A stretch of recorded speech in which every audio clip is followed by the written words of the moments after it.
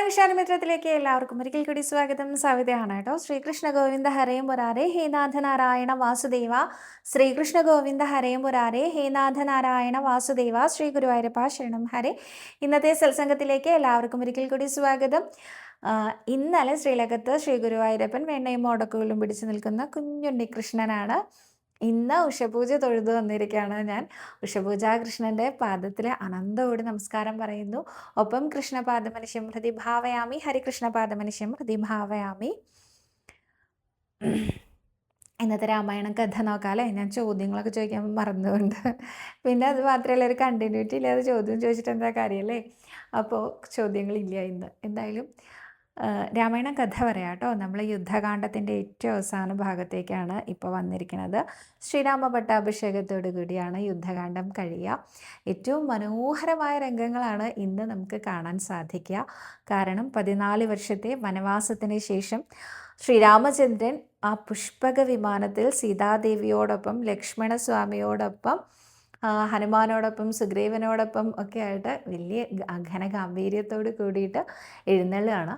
അയോധ്യയിലെത്തിയതിന് ശേഷം ആദ്യം ഭരതനെയാണ് കാണുന്നത്. നന്ദിഗ്രാമത്തിലെ ഭരതനെ കൂട്ടിക്കൊണ്ട് വേണം അയോധ്യയിലേക്ക് പോകാനായിട്ട്.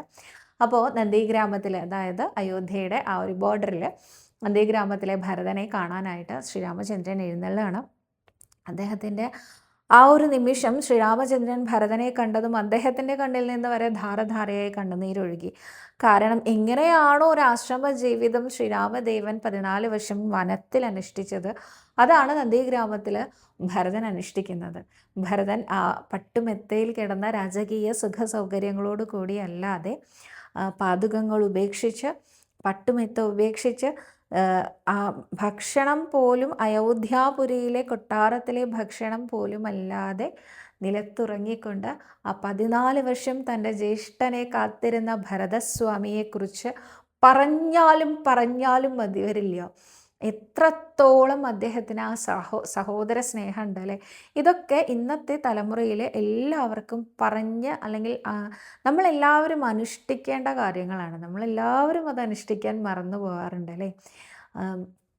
കുറച്ച് കാര്യങ്ങളുടെ പേരിൽ, നിസ്സാര അഭിപ്രായ വ്യത്യാസങ്ങളുടെ പേരിൽ ഓരോ ബന്ധങ്ങളും നമ്മളുടെ കൈവിട്ട് പോകുമ്പോൾ, അല്ലെങ്കിൽ നമ്മൾ കൈവിട്ട് കളയുമ്പോൾ നമുക്ക് എത്രത്തോളം വലിയ പാഠമാണ് നമ്മളുടെ ഗുരുവായൂരപ്പൻ സാക്ഷാൽ ശ്രീരാമദേവനായി വന്നിട്ട് പറഞ്ഞു തന്നത് എന്ന് മറന്നു പോകരുത് അല്ലേ. ഭരതസ്വാമി അത്രയധികം സ്നേഹപൂർവമാണ് ഈ ഒരു ശ്രീരാമദേവനെ ഗാഠഗാഠം ആലിംഗനം ചെയ്യുന്നത്, ധാരധാരയായി കണ്ണുനീർ വാർത്തുകൊണ്ട്. അതിനുശേഷം ലക്ഷ്മണസ്വാമിയെയും അദ്ദേഹം ചേർത്ത് പിടിക്കുന്നു. അതിനുശേഷം ഈ 3 കുമാരന്മാരും കൂടി അയോധ്യാപുരിയിലേക്ക് എഴുന്നള്ളുകയാണ്. ശത്രുഘ്നൻ അവിടെ നിന്ന്, കൊട്ടാരത്തിൽ നിന്ന് ഓടി വന്ന് എത്ര കണ്ട് അദ്ദേഹത്തിന് സന്തോഷമായി എന്നറിയില്ല. അത്രയും സന്തോഷത്തോടു കൂടി ജ്യേഷ്ഠ സഹോദരന്മാരെ എല്ലാവരെയും സ്വീകരിച്ച് ആനയിച്ച് കൂട്ടിക്കൊണ്ടു പോകുന്ന സമയത്ത് അവിടെ ഓരോ അമ്മമാരും ഉണ്ട് കേട്ടോ. നമ്മളെല്ലാവരും പ്രതീക്ഷിക്കുന്നത് പോലെ കൗസല്യ മാതാവിനെ കാണുന്നു. രാമൻ നമസ്കരിക്കുന്നു, അമ്മയെ പാദ നമസ്കാരം ചെയ്യുന്നു. അതിനുശേഷം സുമിത്രാ മാതാവിനെ കാണുന്നു, പാദ നമസ്കാരം ചെയ്യുന്നു. കൈകേയി മാതാവിനെ ചെന്ന് കാണുന്നു. കൈകേയി മാതാവിനും കൗസല്യയോട് എങ്ങനെയായിരുന്നു രാമൻ പെരുമാറിയിരുന്നത്, അതേമാതിരി തന്നെ കൈകേയി മാതാവിനോടും അദ്ദേഹം വീണ് നമസ്കരിച്ചുകൊണ്ട് അമ്മേ എന്ന് വിളിച്ചുകൊണ്ട് ചെല്ലുന്നു. ഇതിൽ പരം ഒരു സന്തോഷം ഉണ്ടാവാനില്ല അല്ലേ. ഒരു ചെറിയ നീരസത്തിൻ്റെ ഒരു കണിക പോലും ശ്രീരാമദേവൻ കൈകേയിയുടെ നേരെ ഒരു നോട്ടത്തിൽ പോലും കാണിക്കുന്നില്ല എന്നുള്ളതാണ്. കാരണം രാമൻ അറിയാം ഇതെല്ലാം ഒരു നിയോഗമാണ്. രാമൻ ആ നിയോഗത്തിനായി തിരഞ്ഞെടുത്തത് മന്ധരയെയും കൈകേയിയെയും ആണ് എന്നുള്ളതേ ഉള്ളൂ. അവരെ നമ്മൾ പോലും ഒരിക്കലും തെറ്റുകാരായി കാണരുത് എന്നും കൂടി ആചാര്യ പരമ്പരകൾ നമ്മളെ അനുസ്മരിപ്പിക്കാറുണ്ട്. കാരണം എല്ലാത്തിനും ഒരു കാരണമുണ്ട്. Everything happen four A reason എന്ന് പറയാറില്ലേ. എല്ലാത്തിനും ഒരു കാരണമുണ്ട്. കാരണഭൂതരാവുക എന്നുള്ളത് അവരുടെ ഈ ജന്മത്തെ നിയോഗമായിരുന്നു. അതിന് അവരെ കുറ്റം പറഞ്ഞിട്ട് കാര്യമില്ല എന്ന രീതിയിൽ അദ്ദേഹം ചേർത്ത് പിടിക്കുന്നു ആ അമ്മമാരെ എല്ലാവരെയും. തുടർന്ന് അയോധ്യ നിവാസികൾ എല്ലാവരും സന്തോഷം കൊണ്ട് മതിമറക്കുന്നു. ശ്രീരാമദേവനെ അവരെല്ലാവരും കണ്ണ് നിറയെ കാണാനായി കൊട്ടാരവാതിൽക്കൽ വന്ന് നിൽക്കുമ്പോൾ അവരുടെ മുമ്പിൽ ഒരു പ്രഖ്യാപനം നടത്തുകയാണ്, അടുത്ത ദിവസം ശ്രീരാമദേവൻ്റെ പട്ടാഭിഷേകമാണ് എന്ന്. ഘനഗാംഭീര്യമായിട്ടുള്ള ആ പട്ടാഭിഷേകത്തിൻ്റെ ഒരുക്കങ്ങൾ നിമിഷ നേരം കൊണ്ടാണ് അയോധ്യാപുരിയിൽ സജ്ജീകരണങ്ങൾ എല്ലാവരും ചേർന്ന് തയ്യാറാക്കുന്നത്. ഇതിൻ്റെ ഇടയിൽ ഊർമിളയെ ലക്ഷ്മണൻ കാണുന്ന ഒരു രംഗമുണ്ട്. വാൽമീകി രാമായണത്തിൽ അതിഗംഭീരമായിട്ടൊന്നും വിശദീകരിച്ചിട്ടില്ലെങ്കിലും പിന്നീട് വന്ന പല രാമകഥകളിലും നമ്മൾ കേൾക്കുന്നുണ്ട് ഊർമിളയുടെ പേര്, അല്ലേ? ഊർമിളയെക്കുറിച്ച് ശ്രീരാമദേവൻ വനവാസത്തിന് ഒരുങ്ങുകയാണ് എന്ന് പറഞ്ഞ നിമിഷം സീതാദേവി പറഞ്ഞു, രാമൻ എവിടെയാണോ അവിടെയാണ് എനിക്ക് അയോധ്യ, അവിടെയാണ് എനിക്ക് രാജകൊട്ടാരം, അതുകൊണ്ട് രാമനോടൊപ്പം ഞാനും വരുന്നു എന്ന് പറഞ്ഞു. എന്നാൽ ലക്ഷ്മണനും വരുന്നു എന്ന് പറഞ്ഞ് അദ്ദേഹം സുമിത്രാ മാതാവിനെ കാണാൻ പോയ സമയത്ത് ശ്രീരാമദേവൻ ഊർമിളയെ കാണാൻ ചെന്നു എന്ന് മുൻപ് ഞാൻ പറയാറുണ്ട്. ഒരിക്കലും ഞാനും വരുന്നു എന്ന് ഊർമിള പറഞ്ഞില്ല എന്ന് മാത്രമല്ല, 2 വരങ്ങളാണത്രേ അദ്ദേഹത്തിനോട് ചോദിച്ചത്, ശ്രീരാമദേവനോട്. എന്താണ് ഒന്നാമത്തെ വരം? എനിക്ക് എൻ്റെ പതിയെ പിരിഞ്ഞതായിട്ട് ഒരു തോന്നൽ പോലും ഉണ്ടാവരുതെന്ന്. ഇതൊന്നും വാൽമീകി രാമായണത്തിൽ ഉള്ളതല്ല കേട്ടോ, ഞാൻ കേട്ട കഥകൾ നിങ്ങളോട് പറയുന്നതാണ്. എനിക്ക് എൻ്റെ പതിയെ പിരിഞ്ഞതായിട്ട് ഒരു തോന്നൽ പോലും ഉണ്ടാവരുത്, വിരഹം അറിയരുത്. മാത്രമല്ല ലക്ഷ്മണൻ്റെ ഉറക്കം കൂടി എനിക്ക് തരണം എന്നാണ് ഊർമിള ആവശ്യപ്പെട്ടത് അത്രേ. അതിനനുസരിച്ച് ലക്ഷ്മണൻ്റെ കൂടി ഉറക്കം, നിദ്രാദേവിയോട് പ്രാർത്ഥിച്ച് ലക്ഷ്മണൻ്റെ കൂടി ഉറക്കം വാങ്ങിയ ഊർമിള, അവരുടെ വലിയ ത്യാഗം അല്ലേ, നമ്മൾ പഠിച്ചിട്ടുണ്ടല്ലേ ചെറിയ കുട്ടിയായിരിക്കുമ്പോൾ. പിന്നെ അതിനുശേഷം മറ്റൊരു കാര്യവും കൂടി പറയുന്നുണ്ട്. ഭരതൻ നന്ദിഗ്രാമത്തിൽ ശ്രീരാമദേവൻ്റെ പാദുകങ്ങൾ വെച്ച് പൂജിച്ച് ആ പാദുകങ്ങളാണ് അയോധ്യയെ നയിക്കുന്നത് എന്ന് പ്രഖ്യാപിച്ച സമയത്ത് ശത്രുഘ്നൻ മാത്രമായി കൊട്ടാരത്തിൽ അയോധ്യയിൽ. അദ്ദേഹത്തിന് അവിടെ വിട്ടുപോകാൻ യാതൊരു തരത്തിലും സാധ്യമല്ല. കാരണം എല്ലാവരും പോയി, ഇനി അദ്ദേഹവും കൂടി പോയി കഴിഞ്ഞാൽ രാജ്യം അനാഥമാവാൻ പറ്റില്ലല്ലോ. അപ്പോൾ രാജ്യകാര്യങ്ങളെല്ലാം അയോധ്യയിൽ നടക്കുന്നത്, ഈ ഓരോ കാര്യത്തിനും തീരുമാനമെടുക്കാൻ ഭരതൻ എത്രത്തോളം ശത്രുഘ്നനെ സഹായിച്ചിരുന്നോ അതേപോലെ തന്നെ ഊർമിളയും ശത്രുഘ്നനെ സഹായിച്ചിരുന്നു അത്രേ. കാരണം രാജ്യകാര്യങ്ങളൊന്നും മുടക്കം വരാതിരിക്കേണ്ടത് രാജ്യത്തെ ഓരോ ആളുകളുടെയും എന്താ പറയുക കടമയാണ് എന്ന രീതിയിൽ, താൻ ഈ കൊട്ടാരത്തിൻ്റെ ഉള്ളിൽ എൻ്റെ ഭർത്താവ് കാട്ടിലേക്ക് പോയതാണ് എന്ന് പറഞ്ഞ് വിരഹ ദുഃഖത്തിലാണ്ട് മൗനം പാലിച്ചിരിക്കേണ്ടവളല്ല, പകരം എനിക്ക് ചെയ്യാനും ഒരുപാട് ഉത്തരവാദിത്തങ്ങളുണ്ട് ശ്രീരാമദേവന് വേണ്ടി എന്ന് കണക്കാക്കിക്കൊണ്ട് ഊർമിളയാണത്രേ ശത്രുഘ്നനെ മുന്നിട്ട് നിന്ന് ആ ഭരണപരമായ കാര്യങ്ങളിലെല്ലാം തീരുമാനമെടുക്കാനുള്ള സഹായങ്ങൾ ചെയ്തു കൊടുത്തത്. ഇനി മാണ്ഡവി എന്നൊരു കഥാപാത്രം കൂടി ഉണ്ടല്ലേ. എനിക്കറിയില്ല എവിടെയെങ്കിലും പറഞ്ഞിട്ടുണ്ടോയെന്ന്, ഞാനും കേട്ടിട്ടില്ല മാണ്ഡവിയെക്കുറിച്ച് ആരെങ്കിലും എന്തെങ്കിലും പറയുന്നതായിട്ട്.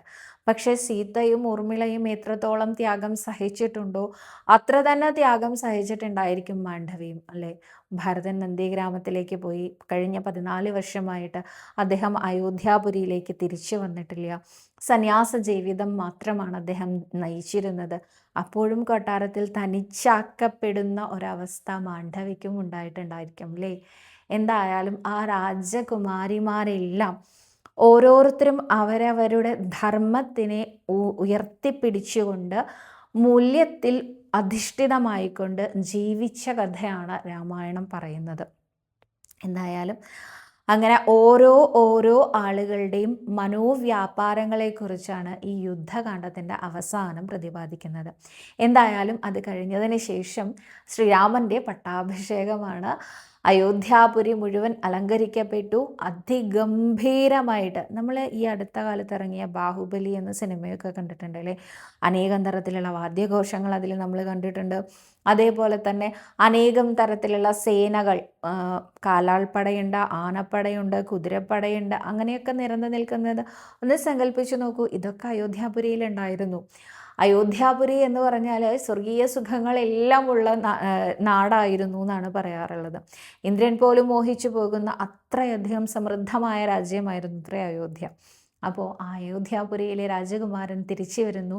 അദ്ദേഹത്തിനെ രാജാവായിട്ട് പട്ടാഭിഷേകം ചെയ്യുമ്പോൾ ഇത്ര കണ്ട ആഘോഷങ്ങൾ ഉണ്ടായിരുന്നിരിക്കും, അല്ലേ? എന്തായാലും വസിഷ്ഠ മുനിയും അതുപോലെ തന്നെ രാക്ഷസ രാജാവായ വിഭീഷണൻ പോലും ഇവിടെ വന്ന് ഈ ഒരു ശ്രീരാമദേവൻ്റെ പട്ടാഭിഷേക സമയത്തുണ്ടായിരുന്നു. ഹനുമാൻ സ്വാമി ഉണ്ടായിരുന്നു, സുഗ്രീവൻ ഉണ്ടായിരുന്നു, ജാമ്പവാൻ ഉണ്ടായിരുന്നു, ഈ രാമലക്ഷ്മണ ഭരത ശത്രുഘ്നന്മാരും അവരുടെ പത്നിമാരും ഉണ്ടായിരുന്നു. സീതാദേവിയും രാമനും ഇരിക്കുന്ന സമയത്ത് പുറകിലായിട്ട് ലക്ഷ്മണനും ഭരതനും ശത്രുഘ്നനും ഉണ്ടായിരുന്നു. അവരുടെ രാജപത്നിമാരുണ്ടായിരുന്നു, എല്ലാ മാതാക്കന്മാരും ഉണ്ടായിരുന്നു, മന്ത്രിമാരുണ്ടായിരുന്നു, വസിഷ്ഠൻ ഉണ്ടായിരുന്നു, കുലഗുരു വസിഷ്ഠൻ മാത്രമല്ല സപ്തർഷികളുണ്ടായിരുന്നു. അങ്ങനെ അനേകം പേര് നിറഞ്ഞു നിൽക്കുന്ന ഒരു രാജകീയ സദസ്സിലെ ശ്രീരാമൻ്റെ പട്ടാഭിഷേകം കണ്ണ് നിറയെ കണ്ട് നമ്മൾ തൊഴുത് നമസ്കരിക്കുകയാണ്. രാമപാദങ്ങളിൽ അനേക കോടി നമസ്കാരം പറഞ്ഞുകൊണ്ട് ശ്രീരാമ രാമ രാമ രാമ രാമ രാമ രാമ ഹരേ രാമ രാമ രാമ ഹരേ ഹരേ, ഹരേ കൃഷ്ണ കൃഷ്ണ കൃഷ്ണ ഹരേ ഹരേ, ഹരേ രാമ രാമ രാമ ഹരേ ഹരേ, ഹരേ കൃഷ്ണ കൃഷ്ണ കൃഷ്ണ ഹരേ ഹരേ. പൂർവം രാമതപോവനാദിഗമനം ഹത്വാ മൃഗം കാഞ്ചനം വൈദേഹീ ഹരണം ജടായുമരണം സുഗ്രീവ സംഭാഷണം ബാലീനിഗ്രഹണം സമുദ്രതരണം ലങ്കാപുരീദാഹനം പശ്ചാൽ രാവണകുംഭകർണഹനനം ഏതദ്ധി രാമായണം. ഇതാണ് ആ രാമായണ കഥ. അതൊക്കെ കൂടി കഴിഞ്ഞു. ഇനി ശ്രീരാമദേവൻ്റെയും ശ്രീ ഗുരുവായൂരപ്പൻ്റെയും പാദത്തിൽ ഈ കഥകളെല്ലാം പറഞ്ഞ് നമസ്കരിക്കുന്നു. ഇതിൽ വന്ന എന്ത് തെറ്റാണെങ്കിലും ആ തെറ്റിന് ഗുരുവായൂരപ്പൻ എന്നോട് ക്ഷമിക്കട്ടെ, ശ്രീരാമസ്വാമി എന്നോട് ക്ഷമിക്കട്ടെ, എൻ്റെ കൃഷ്ണാരിമിത്രങ്ങൾ എന്നോട് ക്ഷമിക്കട്ടെ എന്ന പ്രാർത്ഥനയോടെ ഇന്നത്തെ ചോദ്യങ്ങൾ നോക്കാം അല്ലേ.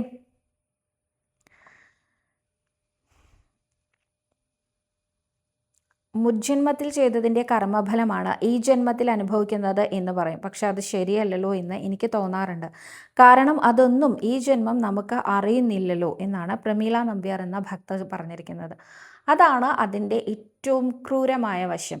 നമ്മളൊരു തെറ്റ് ചെയ്തിട്ട് ആ തെറ്റ് നമ്മൾ മറന്നുപോയിട്ട് നമ്മൾ എന്തിനാണ് അനുഭവിക്കുന്നത് എന്ന് പോലും അറിയാതെ അതിൻ്റെ ശിക്ഷ അനുഭവിക്കുമ്പോൾ ഒരു കാര്യം ഞാൻ ചോദിക്കട്ടെ. നമ്മളൊരു കുട്ടിയെ ഏതെങ്കിലും തരത്തിൽ ഉപദ്രവിച്ചു വിചാരിക്കുക, ചെറിയ കുട്ടി 5 വയസ്സ് അല്ലെങ്കിൽ അതിലും താഴെ പ്രായമുള്ള ഒരു കുഞ്ഞിനെ മൊളസ്റ്റേഷൻ തുടങ്ങി എന്ത് വേണമെങ്കിലും ആവാം, എന്ത് തരത്തിലുള്ള ഉപദ്രവങ്ങൾ ആ കുഞ്ഞിനോട് ചെയ്ത ഒരു വ്യക്തി നിങ്ങളുടെ മുമ്പിൽ വന്നാൽ നിങ്ങൾ എങ്ങനെ പ്രതികരിക്കും?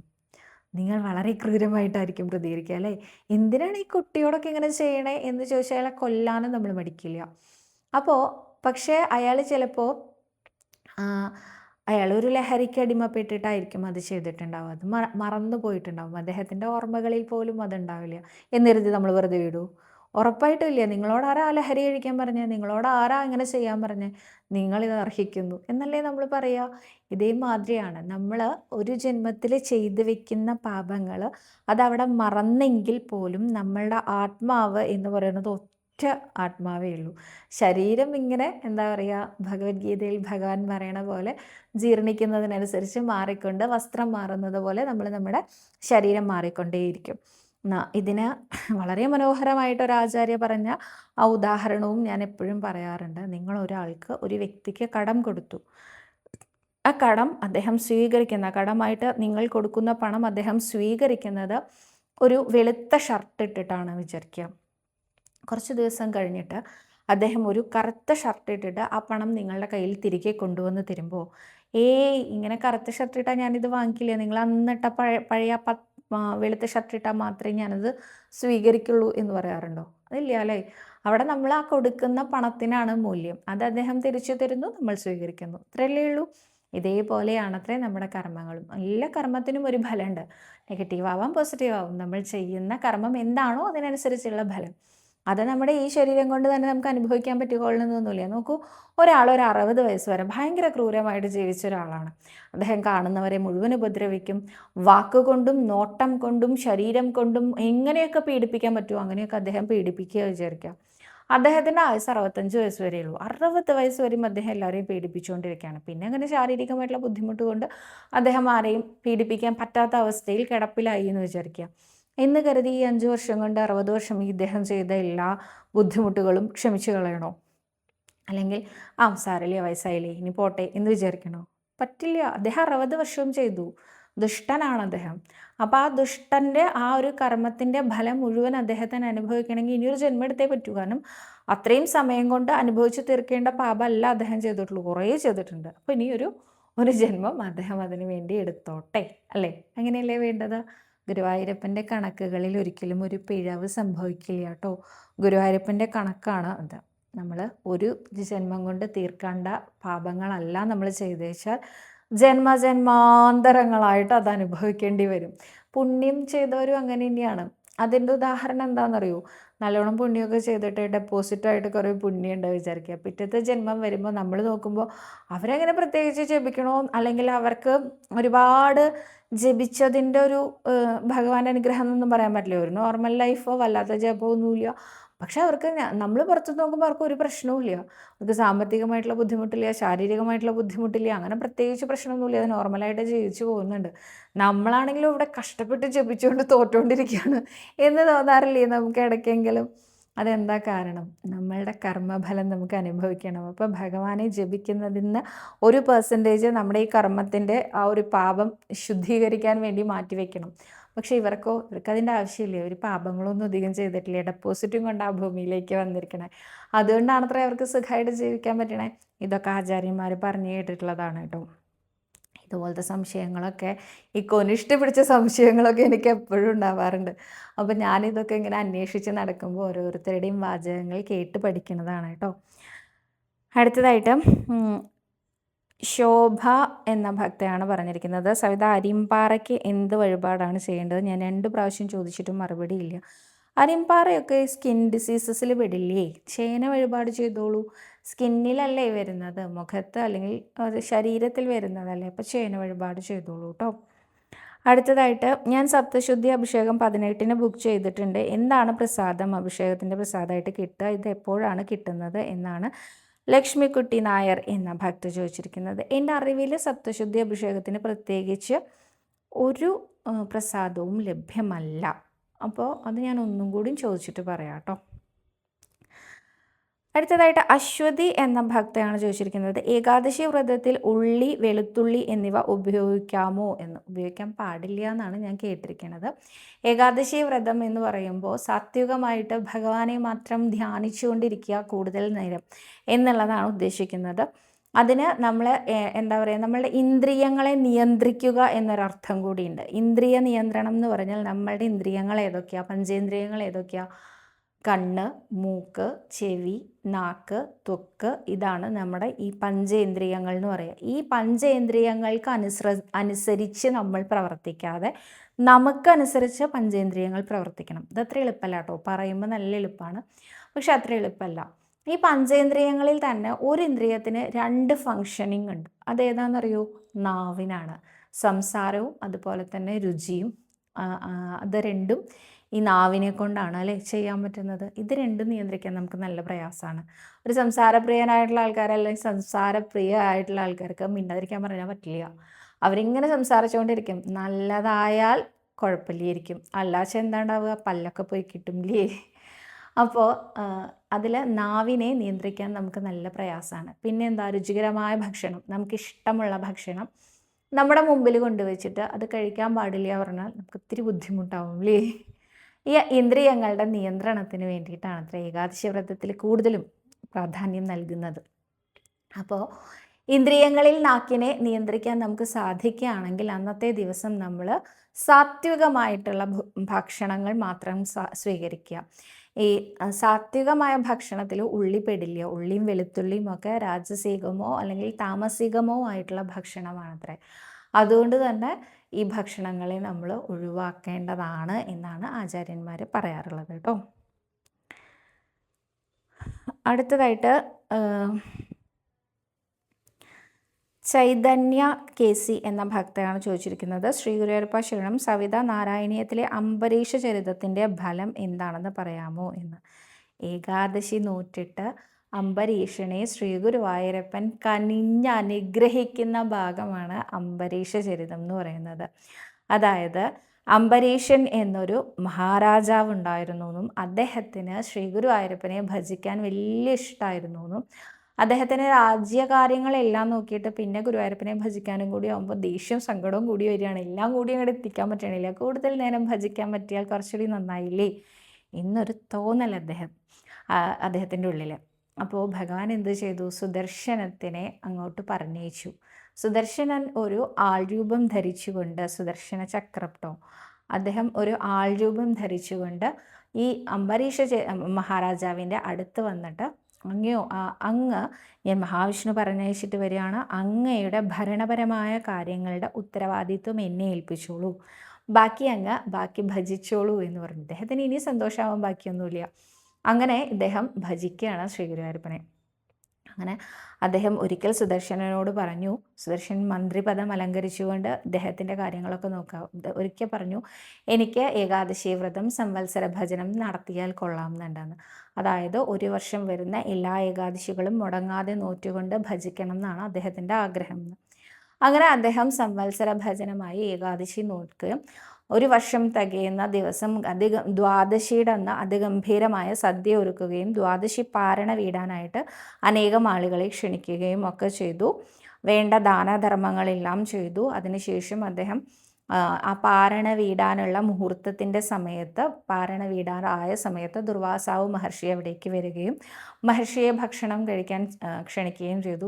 അദ്ദേഹം പറഞ്ഞു, ഞാൻ കുളിച്ച് സന്ധ്യാവന്ദനം ചെയ്തിട്ട് വരാം എന്ന്. അങ്ങനെ അദ്ദേഹം ഉച്ചയ്ക്കുള്ള വന്ദനം ചെയ്തിട്ട് വരാം എന്ന് പറഞ്ഞ് അദ്ദേഹം പുഴയിൽ കുളിക്കാൻ പോയി. പക്ഷെ അദ്ദേഹം ആ കാര്യമേ മറന്ന് അവിടെ പുഴയിൽ കുളിച്ച് ജപിച്ചുകൊണ്ടിരിക്കുകയാണ്. കുറച്ച് കഴിഞ്ഞ് അദ്ദേഹത്തിന് ഓർമ്മ വന്ന് അദ്ദേഹം തിരിച്ചു വരുന്ന സമയത്ത് പാരണ വീടേണ്ട മുഹൂർത്തം കഴിയാറായി. അതുകൊണ്ട് തീർത്ഥജലം സേവിക്കൂ എന്ന് പറഞ്ഞ് രാജാവിൻ്റെ കയ്യിൽ തീർത്ഥം കൊടുത്ത സമയമായിരുന്നു. അപ്പം അദ്ദേഹം അത് സേവിക്കാനായിട്ട് വാങ്ങുന്നത് കണ്ട ദുർവാസാവിന് ദേഷ്യം വന്നു. ഇന്നെ ഭക്ഷണം കഴിക്കാൻ വിളിച്ചിട്ട് ഞാൻ വരുന്നതിന് മുൻപ് അങ്ങ് ഭക്ഷണം കഴിച്ചു അല്ലേ എന്ന് ചോദിച്ചുകൊണ്ട് ദുർവാസാവിൻ്റെ അതിയായ കോപത്തിൽ നിന്ന് ഒരു രാക്ഷസി പ്രത്യക്ഷപ്പെടുകയും കൃത്യ എന്ന രാക്ഷസി എന്താ പറയുക, രാജാവിനെ അപായപ്പെടുത്താൻ ശ്രമിച്ചപ്പോൾ സുദർശനം തൻ്റെ യഥാർത്ഥ രൂപം സ്വീകരിച്ചുകൊണ്ട് കൃത്യയെ പിടിച്ചു വിഴുങ്ങി. എന്നിട്ട് ദുർവാസാവിൻ്റെ നേരെ ചെല്ലുകയാണ്. ആ സമയത്ത് ദുർവാസാവ് ബ്രഹ്മാവിനെയും മഹാദേവനെയും ഒക്കെ ശരണം പ്രാപിക്കാൻ ശ്രമിച്ചു. പക്ഷെ അവരൊക്കെ പറഞ്ഞു, ഇത് മഹാവിഷ്ണുവിൻ്റെ അല്ലേ ചക്രം, അദ്ദേഹത്തിൻ്റെ അടുത്തേക്ക് ചെന്നോളൂ എന്ന്. അദ്ദേഹത്തിൻ്റെ അടുത്ത് ചെന്നപ്പോൾ അദ്ദേഹം പറഞ്ഞു, ഇത് എൻ്റെ അല്ല, ഞാൻ അംബരീഷന് കൊടുത്തു. അംബരീഷൻ എന്താ ചെയ്തേ? അംബരീഷനെ തന്നെ എന്നിൽ സമർപ്പിച്ചു. ഞാൻ എന്താ ചെയ്തേ? എൻ്റെ കയ്യിലുള്ളതെല്ലാം അംബരീഷനും നൽകി. അതുകൊണ്ട് ഇനി ഇതിൽ നിന്നൊരു മാറ്റം വരണമെങ്കിൽ അംബരീഷൻ വിചാരിക്കണം എന്ന്. അങ്ങനെ ദുർവാസാവ് മഹർഷി അംബരീഷനോട് തന്നെ അഭയം പ്രാപിച്ചപ്പോൾ അദ്ദേഹത്തിനോട് എന്താ പറയുക, വളരെയധികം ബഹുമാനപൂർവ്വം അംബരീഷൻ പറഞ്ഞു, അങ്ങ് എന്നോടും ക്ഷമിക്കണം, ഞാൻ പാരണ വീടാൻ ഭക്ഷണം കഴിച്ചിട്ടൊന്നുമില്ല, ഇനി നമുക്ക് ഒരുമിച്ച് ഭക്ഷണം കഴിക്കാം എന്ന് പറഞ്ഞ് ആ ഒരു രംഗം ശാന്തമാക്കി എന്നാണ് പറയാറുള്ളത്.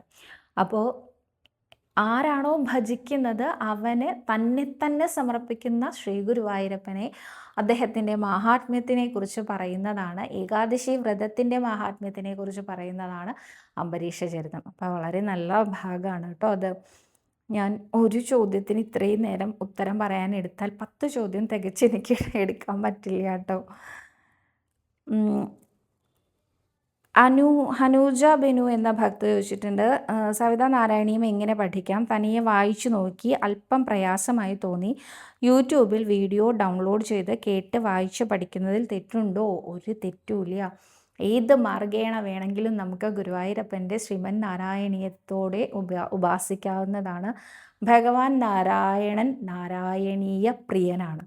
അപ്പോൾ നാരായണീയം പഠിക്കാനുള്ള ഒരവസരവും നിങ്ങൾ പാഴാക്കി കളയാതെ എങ്ങനെയൊക്കെ നിങ്ങൾക്ക് പഠിക്കാൻ സാധിക്കുമോ അങ്ങനെയൊക്കെ പഠിച്ചോളൂ കേട്ടോ. അടുത്തതായിട്ട്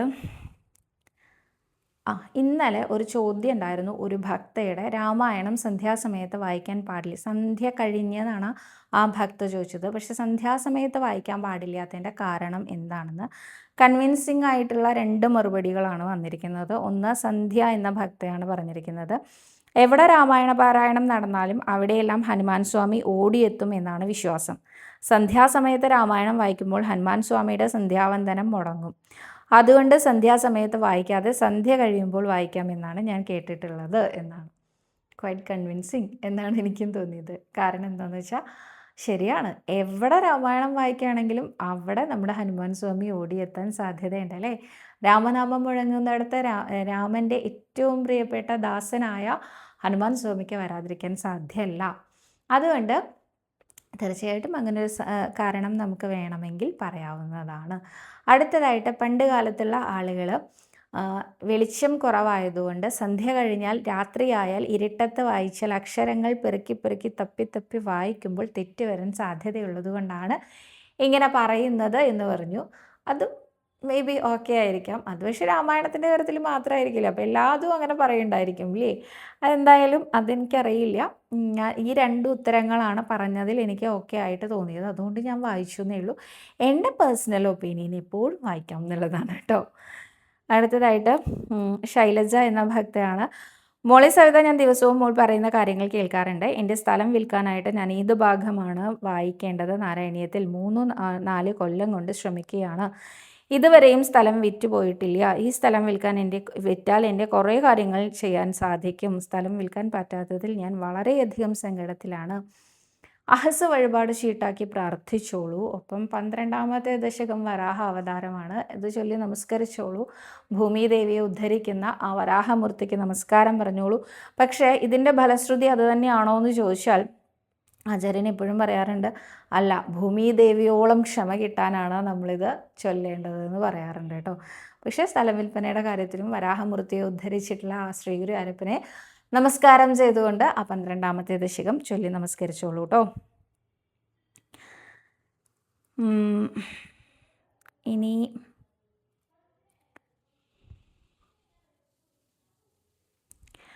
ദീപ സാജൻ എന്നൊരു ഭക്തയാണ് ചോദിച്ചിരിക്കുന്നത്. സവിത, എൻ്റെ ഹസ്ബൻഡ് ദുബായിൽ ഒരു ചെറിയ ബിസിനസ് തുടങ്ങി ഒരു കൂട്ടുകാരനുമായിട്ട്. ആ ബിസിനസ്സിൽ വലിയ പുരോഗതിയില്ല. 4 വർഷമായി ഇവിടെ ഒരു ചെറിയ ബിസിനസ് ഞാനും തുടങ്ങി, ഒന്നും ശരിയാവുന്നില്ല. സാമ്പത്തിക ബുദ്ധിമുട്ട് നന്നായിട്ടുണ്ട്. ഗുരുവായൂരപ്പന് അടിപ്രദക്ഷിണം വയ്ക്കാം, കദളിക്കോല നേർന്നിട്ടുണ്ട്, ഭജനം ഇരിക്കാം എന്നൊക്കെ പറഞ്ഞിട്ടുണ്ട്. നാരായണീയം പകർത്തി എഴുതുന്നുണ്ട്, നാരായണനാമം എഴുതുന്നുണ്ട്. ഇന്നും നാരായണീയം ഓരോ ദശകം വെച്ച് ചൊല്ലുന്നുണ്ട്. 82ാമത്തേത് എല്ലാ ദിവസവും ചൊല്ലുന്നുണ്ട്. എന്താ സവിത, എന്നിട്ട് നമ്മുടെ കണ്ണനിൻ്റെ ബിസിനസ് ഒന്നും ഉയർത്തി തരാത്തത്? ഇനി എന്താണ് ഞാൻ കണ്ണനായിട്ട് ചെയ്യേണ്ടത്? ഈ മെസ്സേജ് ഒന്ന് വായിക്കുമോ എന്നാണ് ചോദിച്ചിരിക്കുന്നത്. തീർച്ചയായിട്ടും വായിച്ചിരിക്കുന്നു. വ്യാവസായിക പുരോഗതിക്ക് എന്ന് പറഞ്ഞുകൊണ്ട് ശ്രീ ഗുരുവായൂരപ്പന് കൃഷ്ണനാട്ടം കളിയിലെ വിവിധവധം കൃഷ്ണനാട്ടം കളി ഷീട്ടാക്കാറുണ്ട് കേട്ടോ. കാർഷിക പുരോഗതി അല്ലെങ്കിൽ വ്യാവസായിക പുരോഗതി എന്ന് പറഞ്ഞിട്ട് ബിസിനസ് പരമായിട്ടുള്ള കാര്യങ്ങളെല്ലാം നേരെയാക്കി തരാൻ വേണ്ടിയിട്ടാണ് വിവിധവധം കൃഷ്ണനാട്ടം കളി ശ്രീ ഗുരുവായൂരപ്പൻ്റെ മുമ്പിൽ നടത്താറുള്ളത്. അപ്പം അതുകൊണ്ട് അതും കൂടെ ചെയ്തോളൂ. ശ്രീ ഗുരുവായൂരപ്പനെ ഉറപ്പായിട്ടും അനുഗ്രഹിക്കും കേട്ടോ, കാത്തിരിക്കൂ. അടുത്തതായിട്ട് സവിത, ഓൺലൈൻ വഴി അഹസ് വഴിപാട് നടത്തിയാൽ പ്രസാദം കിട്ടില്ലേ, ഒന്ന് റിപ്ലൈ തരുമോ എന്നാണ് ഷിജി സജീവ് എന്ന ഭക്ത ചോദിച്ചിരിക്കുന്നത്. ഓൺലൈനായിട്ട് ബുക്ക് ചെയ്യുന്ന സമയത്ത് അതിന് ഓപ്ഷൻ കൊടുക്കാനുണ്ട് കേട്ടോ. ഹോം ഡെലിവറിന്ന് കൊടുത്താൽ അത് കിട്ടില്ല. പ്രസാദം വേണ്ടാന്ന് പറഞ്ഞാലും കിട്ടില്ല. പ്രസാദം വേണം, വന്ന് കളക്ട് ചെയ്യും എന്നുള്ള ഓപ്ഷനിലാണ് നമ്മൾ ക്ലിക്ക് ചെയ്യുന്നതെങ്കിൽ തീർച്ചയായിട്ടും കിട്ടും. അതിൻ്റെ പ്രിൻ്റ് ഔട്ട് എടുത്ത് അഡ്വാൻസ് ബുക്കിംഗ് കൗണ്ടറിൽ വന്ന് കണ്ടു കഴിഞ്ഞാൽ അവർ സീൽ വെച്ച് തരും. അപ്പോൾ നമുക്കത് കൊണ്ട് കാണിച്ചു കൊടുത്താൽ കൗണ്ടറിൽ നിന്ന് കിട്ടുന്നതാണ് കേട്ടോ. അടുത്തതായിട്ട് വിജയ എന്ന ഭക്തയാണ് ചോദിച്ചിരിക്കുന്നത്. സവിത, വിളക്ക് വെക്കുന്ന ഇടത്ത് ഗൗളി ചത്ത് കിടക്കുന്നത് കണ്ടു ഇന്ന്, ഒരു മറുപടി പറയുമോ, ദോഷമുണ്ടോ എന്ന്? ദോഷം എന്ന് വിചാരിക്കേണ്ട, അതെടുത്ത് കളഞ്ഞ് ക്ലീൻ ചെയ്ത് എന്താ പറയുക, പുണ്യാഹം തെളിച്ച് ശുദ്ധാക്കിയാൽ അത് കഴിഞ്ഞു, അത്രയേ ഉള്ളൂ. അങ്ങനെ വിചാരിക്കാൻ പാടുള്ളൂ കേട്ടോ. പുണ്യാഹം ഇപ്പോൾ അടുത്തുള്ള ക്ഷേത്രങ്ങളിൽ നിന്നൊക്കെ കിട്ടുണ്ടാവില്ലേ നിങ്ങൾക്ക്? അങ്ങനെ പോയി ചോദിച്ചു കഴിഞ്ഞാൽ തരുണ്ടാവില്ലേ? ഏട്ടൻ പറയാറുണ്ട് പല ക്ഷേത്രങ്ങളിലും അങ്ങനെ പുണ്യാഹത്തിന് ആൾ വരാറുണ്ടെന്ന്. അതുകൊണ്ടാട്ടോ ഞാൻ അങ്ങനെ ചോദിച്ചത്. അങ്ങനെ കിട്ടുകയാണെങ്കിൽ അതും കൂടെ തളിച്ച് ശുദ്ധാക്കി അത് തീർന്നു, അത്രയേ ഉള്ളൂ കേട്ടോ. അല്ലാതെ അതിനെയൊക്കെ മനസ്സിലേക്ക് എടുത്തിട്ട് നിങ്ങൾ അങ്ങനെ വിഷമിക്കുകയേ ചെയ്യരുത്. എന്തിനാ അങ്ങനെയൊക്കെ വിഷമിക്കണേ? അതിലൊന്നും ദോഷം കണ്ടെത്തുകയേ ചെയ്യരുത് കേട്ടോ. നോക്കൂ, ക്ഷേത്രങ്ങളിലെല്ലാം ഏത് ക്ഷേത്രം എടുത്ത് നോക്കിയാലും അവിടെയൊക്കെ എലിയും അങ്ങനെയുള്ള ക്ഷുദ്രജീവികളൊക്കെ ഉണ്ടാവും. അവരുടെയൊക്കെ ആയുസ് ഒടുങ്ങുന്നത് ചിലപ്പോൾ അവിടെ നിന്നൊക്കെ തന്നെയായിരിക്കും, അതും പറയാൻ പറ്റില്ലല്ലോ. അപ്പോൾ അതിനെയൊന്നും നമ്മൾ ദോഷം എന്ന് പറഞ്ഞ് കണക്കാക്കുകയേ ചെയ്യരുത് കേട്ടോ. അടുത്തതായിട്ട് സവിത, വിഷ്ണു സഹസ്രനാമം എല്ലാ ദിവസവും ചൊല്ലണോ അതോ ഭഗവാന്റെ ദിവസമായ വ്യാഴാഴ്ച മാത്രം മതിയോ എന്നാണ് പ്രിയ ലൈജു എന്ന ഭക്ത ചോദിച്ചിരിക്കുന്നത്. എല്ലാ ദിവസവും ചൊല്ലണം, എപ്പോഴും ചൊല്ലണം. ഞാനൊരിക്കലും ഒരു ദിവസം മാത്രം ചൊല്ലിയാൽ മതി എന്നൊന്നും പറയുകയേ ചെയ്യില്ല കേട്ടോ. എത്ര തവണ നമുക്ക് ഗുരുവായൂരപ്പൻ്റെ മുമ്പിൽ ഇതൊക്കെ ചൊല്ലി നമസ്കരിക്കാൻ സാധിക്കുന്നോ അത്രയും നല്ലതാണ്. ഇനി ഇത് മുടങ്ങിപ്പോയാലോ എന്ന് കരുതി തുടങ്ങാത്ത ആൾക്കാരോട് നിങ്ങൾ നഷ്ടമാണ് വരുത്തുന്നത് എന്ന് മാത്രമേ എനിക്ക് പറയാനുള്ളൂ. കാരണം നിങ്ങൾ തുടങ്ങൂ. ഒരു ദിവസമെങ്കിൽ ഒരു ദിവസം നിങ്ങൾക്ക് ചൊല്ലാൻ പറ്റിയില്ലേ, അങ്ങനെ വിചാരിച്ച് സമാധാനിക്കൂ. എന്തിനാ ഇത് മുടങ്ങിയാലോ കരുതിയിട്ട് ചൊല്ലാണ്ടിരിക്കണേ? അതിനേക്കാൾ എത്രയോ നല്ലതാണ് ഒരു തവണയെങ്കിൽ ഒരു തവണ ചൊല്ലാൻ പറ്റിയില്ലോ ഒന്ന് സാറ്റിസ്ഫൈഡ് ആവുന്നത്. അപ്പോൾ ഏത് ദിവസം വേണമെങ്കിലും ചൊല്ലാം, എപ്പോൾ വേണമെങ്കിലും ചൊല്ലാം, നേരവും കാലവും നോക്കാതെ ശ്രീ ഗുരുവായൂരപ്പനെ ഭജിക്കാം. ഏത് മാർഗേണ വേണമെങ്കിലും ഭജിക്കാം. നമസ്കരിക്കാൻ ഞാൻ എപ്പോഴും പറയാറുണ്ട്, മിനിമം 12 നമസ്കാരമെങ്കിലും നിങ്ങൾ ചെയ്യൂ എന്ന് പറയാറുണ്ട്. നിങ്ങൾക്ക് കാലുവേദനയാണോ മുട്ടുവേദനയാണോ അനങ്ങാൻ വയ്യ എന്ന് വെച്ചാൽ വേണ്ടാതെ നിങ്ങൾ നാരായണനാമം ചൊല്ലൂ. നാരായണ നാരായണ നാരായണ നാരായണ അങ്ങനെ ചൊല്ലൂ. ഇനി നാരായണനാമം അല്ല എൻ്റെ നാവിൽ വരുന്നത്, നാരായണീയം ചൊല്ലിക്കോളൂ. നാരായണീയം ചൊല്ലാൻ അറിയില്ല സവിത, സഹസ്രനാമം ചൊല്ലിക്കോളൂ. ഈ 2 വരിയുള്ളൂ, വളരെ എളുപ്പമുണ്ട്. സഹസ്രനാമം എന്നൊക്കെ പറയുമ്പോൾ കയ്യിൽ ആ പുസ്തകമില്ല, ഡൗൺലോഡ് ചെയ്തെടുക്കാനൊന്നും നിശയില്ല. അപ്പം ഇനി എന്താ ചെയ്യുക? വേണ്ട, ഭഗവത്ഗീത ചൊല്ലിക്കോളൂ. ഭഗവത്ഗീത എന്ന് പറയുമ്പോൾ അതങ്ങടെ മനസ്സുമായിട്ട് കണക്റ്റ് ആവുന്നില്ല. വേണ്ട, രാമായണം ചൊല്ലിയാലും മതി. ഈ രാമായണം എന്ന് പറയുമ്പോൾ ഭാഗവതാണെങ്കിൽ ഉത്തമമായി കേട്ടോ, എനിക്ക് ഇങ്ങനെയുള്ളൂ പറയാം. ഏത് മാർഗം എന്നൊന്നുമില്ല, ഏത് മാർഗത്തിലും ഗുരുവായൂരപ്പനെ ആശ്രയിക്കാം. ഇനിയിപ്പോൾ ഇതൊന്നും എനിക്ക് പറ്റില്ല, രാമായണം പറ്റില്ല, ഭാഗവതം പറ്റില്ല, നാരായണീയം പറ്റില്ല, സഹസ്രനാമം പറ്റില്ല, ഭഗവത്ഗീത പറ്റില്ല, എനിക്കൊന്നും പറ്റില്ല. നാരായണനാമാണെങ്കിൽ എനിക്ക് ജപിക്കാനേ തോന്നണില്ല. ഇങ്ങനെ പറയുന്ന ആൾക്കാരോട് ഒന്നും വേണ്ട. ഉണ്ണി കൃഷ്ണ, ഡാ ഞാൻ ഇവിടെ ഇരിക്കുകയാണ്, എനിക്ക് കുറച്ച് നേരം അങ്ങയോടൊന്ന് സംസാരിച്ചാൽ കൊള്ളാം എന്നുണ്ട് എന്ന് പറഞ്ഞുകൊണ്ട് ഒന്ന് സംസാരിച്ചു നോക്കൂ. അതും നമ്മുടെ ഉണ്ണികൃഷ്ണനോടുള്ളൊരു ഭജനയാണ്. ഇനി എനിക്ക് വായ അങ്ങോട്ട് തുറക്കാൻ തോന്നണില്ല, അപ്പം ഞാൻ എന്താ ചെയ്യുക? വേണ്ട, ഉണ്ണികൃഷ്ണൻ്റെ കഥകൾ കേട്ടോളൂ. എനിക്ക് കഥയൊന്നും കേൾക്കാൻ ഇഷ്ടമില്ല. ശരി, പാട്ട് കേൾക്കാൻ ഇഷ്ടമില്ലാത്ത ആൾക്കാരൊന്നും ഉണ്ടാവില്ലല്ലോ. എത്ര നല്ല പാട്ടുകളുണ്ട് ഉണ്ണികൃഷ്ണൻ്റെ. ഒരു നേരമെങ്കിലും കാണാതെ വയ്യൻ്റെ ഗുരുവായൂരപ്പ എന്നുള്ള പാട്ട് കേട്ടിട്ടില്ലേ? ആ പാട്ട് ഒരു 10 പ്രാവശ്യം ഇങ്ങോട്ട് കേട്ടു നോക്കൂ. അപ്പം തോന്നുന്ന ഒരു എനർജി ഉണ്ടല്ലോ മനസ്സിന്, അത് എവിടെ പോയാലും കിട്ടില്ല. അപ്പോൾ മാർഗം ഒട്ടും പ്രാധാന്യമില്ലാത്തതാണ്, ലക്ഷ്യമാണ് പ്രാധാന്യം. നമ്മുടെ ലക്ഷ്യം എന്ന് പറയുന്നത് നമ്മുടെ ഉണ്ണികൃഷ്ണനാണ്. അപ്പം എല്ലാവർക്കും ശ്രീ ഗുരുവായൂരപ്പനെ മനസ്സറിഞ്ഞ് വിളിക്കാൻ സാധിക്കട്ടെ. ശ്രീ ഗുരുവായൂരപ്പൻ്റെ അനുഗ്രഹം ഓരോരുത്തരിലും നിറഞ്ഞു നിൽക്കട്ടെ. സർവരോഗ വിനാശന, സർവപാപ വിനാശന, സർവദുഃഖ വിനാശന, സർവസൗഖ്യപ്രദായക ശ്രീ ഗുരുവായൂരപ്പ ശരണം തുൽ പ്രസാദായ ഭൂയാൽ. ശ്രീ ഗുരുവായൂരപ്പ തുൽ പ്രസാദായ ഭൂയാൽ. ഹരേ.